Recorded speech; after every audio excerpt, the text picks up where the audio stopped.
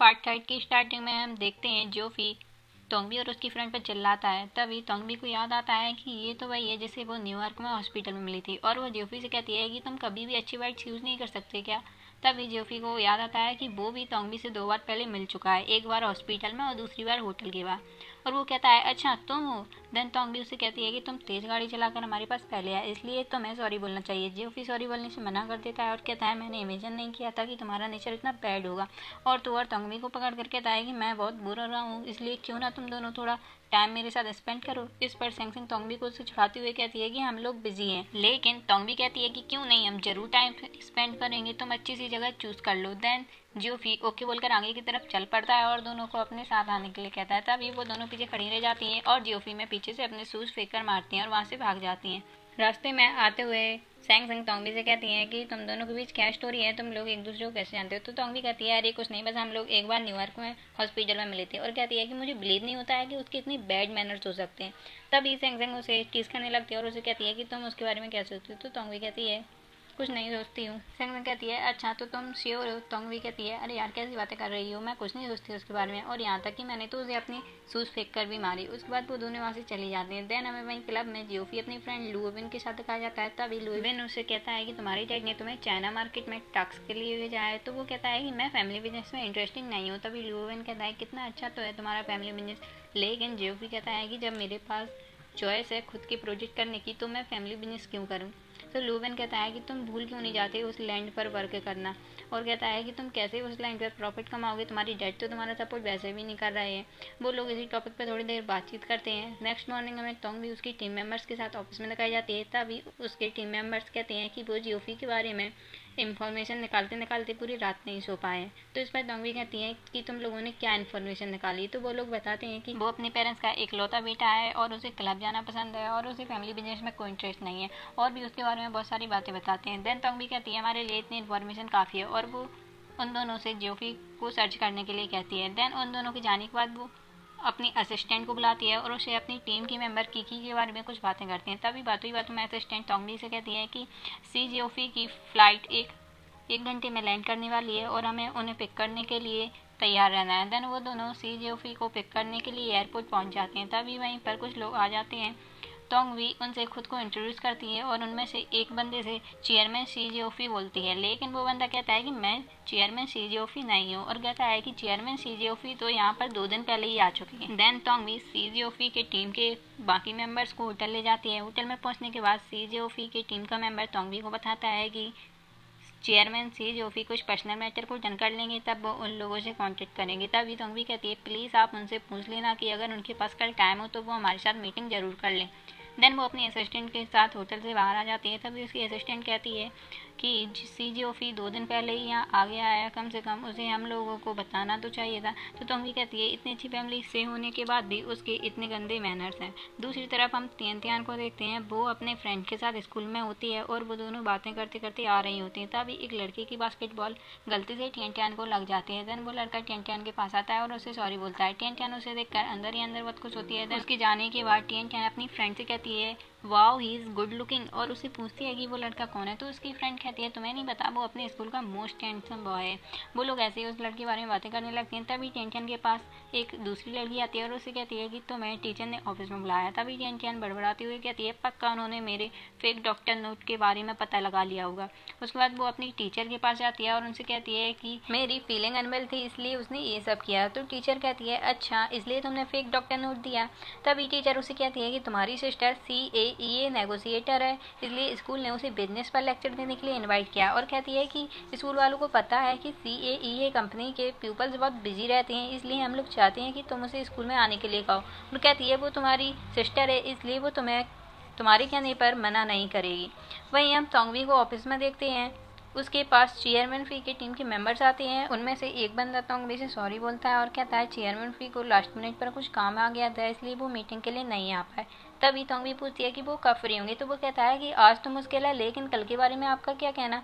क्या हम कल अपॉइंटमेंट अरेंज कर सकते हैं? देन तोंगबी उनसे ओके बोल देती है। उसके बाद वो लोग वहाँ से चले जाते हैं। तोंगबी अपने घर आती है, तभी टिनटिन तोंगबी से बात करने के लिए उसके पास आती है। तोंगबी उससे कहती है कि मैं बहुत बिजी हूँ, तुम्हें जो भी कहना है कहो। लेकिन टिनटिन उससे बात करने की बजाय उसे कहने लगती है कि तुम ऐसे एटीट्यूड से बोलोगी तो मैं कैसे बात करूँगी। तभी तोंगबी कहती है, ओह तुम एटीट्यूड की बात कर रही हो, अगर तुम्हें मुझसे कुछ पूछना है ना तो तुम्हें पहले मुझे पोलाइटली सिस्टर बुलाना चाहिए था, ना कि मेरा फुल नेम लेकर मुझे बुलाना चाहिए था। तभी टिनटिन कहती है कि हमारी सेम मॉम या डैड नहीं है तो मैं क्यों तुम्हें सिस्टर बुलाऊं। इस पर तोंगबी कहती है मुझे इस बात की खुशी है, और कहती है अगर तुम्हें कुछ नहीं कहना है तो मैं अपने रूम में जा रही हूँ। टिनटिन कहती है मुझे कुछ नहीं कहना और मैं ना ही कभी अपनी लाइफ में तुमसे कुछ पूछूंगी। देन वो लोग अपने अपने रूम में चली जाती हैं। नेक्स्ट मॉर्निंग हम तोंगबी को उसकी ऑफिस में देखते हैं। वो और उसके टीम मेंबर आज फिर चेयरमैन फी का वेट कर रहे होते हैं। तभी वहाँ फिर से चेयरमैन फी के टीम मेंबर्स आते हैं और फिर से सॉरी बोलते हैं क्योंकि आज भी सीजीओ फी मीटिंग के लिए नहीं आया था। तभी तोंगबी उनसे कहती है मेरे पास आज ज़्यादा कुछ काम करने को नहीं है, इसलिए मैं आज डायरेक्टली चेयरमैन फी के पास अपॉइंटमेंट के लिए जाऊँगी। और कहती है कि वो अभी अपने होटल में ही होंगे, इसलिए आप मुझे वहाँ तक ले चलें। देन वो उन लोगों के साथ होटल चली जाती है। होटल पहुंचकर उसे पता चलता है कि सीजीओफी होटल से चले गए हैं। देन तोंगबी वहीं पर बैठ जाती है और कहती है जब तक वो वापस नहीं आ जाते तब तक वो उनका वहीं वेट करेगी।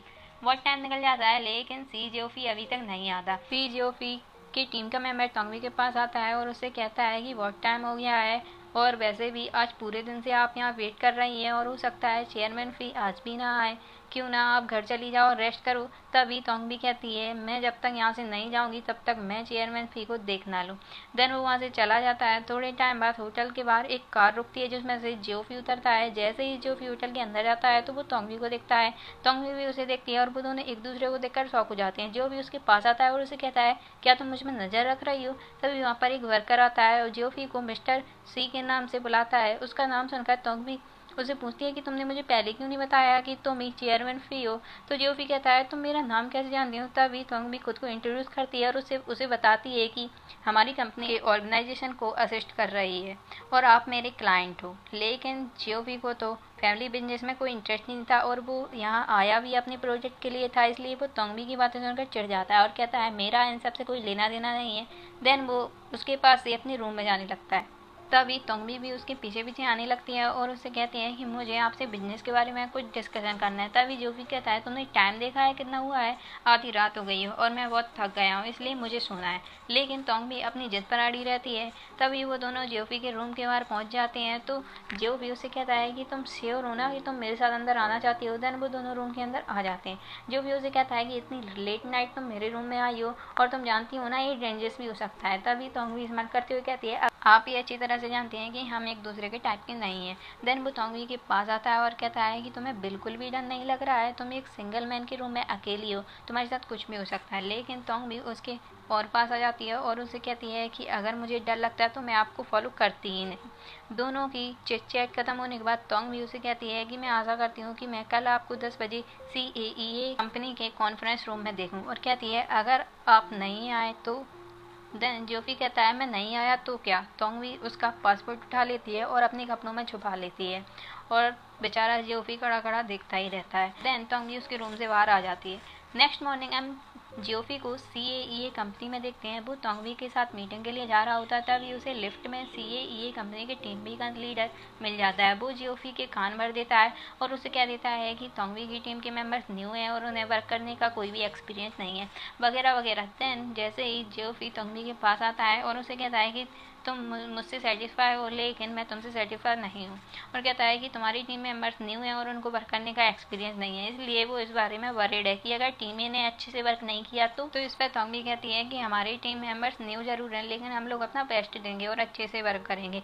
लेकिन जियोफी कहता है कि वो दोनों टीम के बीच एक कॉम्पिटिशन रखेगा और जो भी इस कॉम्पिटिशन को जीत जाएगा वही वर्क करेगा। वो बताता है कि सुजोवो में एक लैंड है जिसकी ओनर उसे खाली करने से मना कर रही है और जो भी टीम उस लैंड को खाली करवाने के लिए उस लैंड की ओनर को कन्विंस कर लेगा और उस लैंड को खाली करवा लेगा वही टीम विनर होगी। देन तोंगबी इस चैलेंज को एक्सेप्ट कर लेती है। वहीं टीम के मेंबर्स उस लैंड को खाली करवाने के लिए तैयारी शुरू कर देती हैं। टीम भी इसी बारे में कुछ डिस्कशन करती है। उसके बाद तोंग भी कहीं जाने की तैयारी में होती है। वो जैसे ही अपनी कार के पास जाती है तभी वहीं पर ज्योफी भी आ जाता है और उसके साथ उसकी कार में बैठ जाता है और उससे पूछता है कि तुम्हें कैसे लोग पसंद है। तो तोंग भी कहती है माफ़ करिएगा लेकिन मैं इसका आंसर नहीं दे सकती। देन ज्योफी कहता है कि तुम मेरे जैसे लोगों के बारे में क्या सोचती हो। तो तोंग भी कहती है मेरी जॉब नेगोशिएट है, चैट करना नहीं है, और अगर आप बोर हो रहे हो तो आपको किसी बार या क्लब में जाना चाहिए। और कहती है अगर आपको कोई इंपॉर्टेंट काम नहीं है तो क्या मैं अपना काम करने जाऊँ। देन ज्योफी कहता है ठीक है, आप बिजी हो, और कार से उतर जाता है। देन तोंग भी वहाँ से चली जाती है और यहीं हमारा एपिसोड 3 खत्म होता है। Bye bye.